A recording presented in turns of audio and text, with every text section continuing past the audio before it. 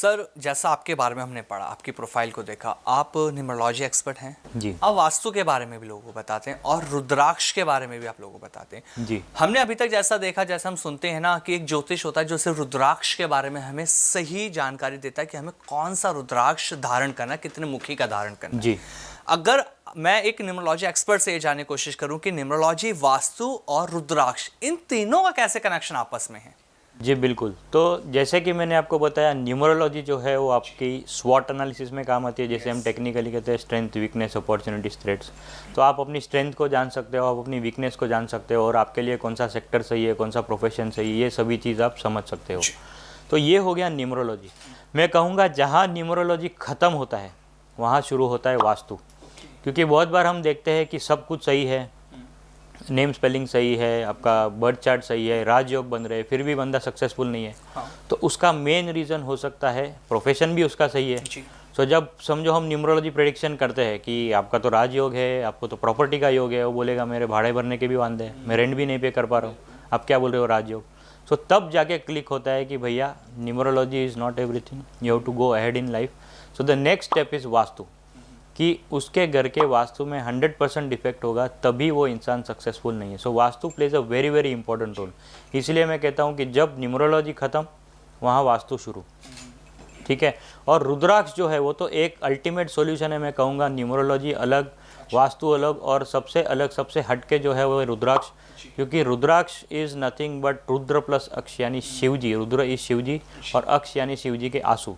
सो जो चीज़ शिव जी से मिली है हमको, उसमें जो पावर होगा, उसमें जो एनर्जीज होगी, वो डेफिनेटली बहुत कुछ है।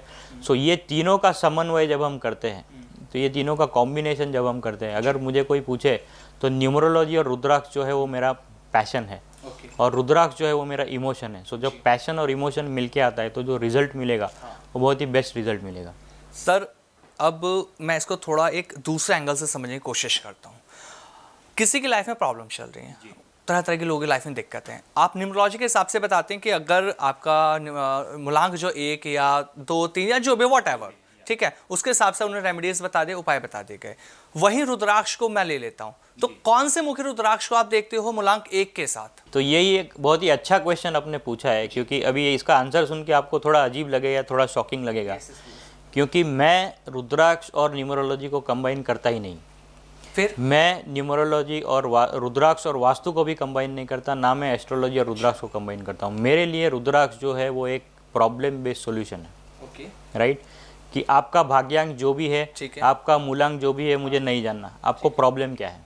अच्छा, फॉर एग्जाम्पल, अगर आप कहोगे कि मुझे माइग्रेन है, ठीक है, तो मैं कहूँगा आप एक मुखी रुद्राक्ष पहनिए।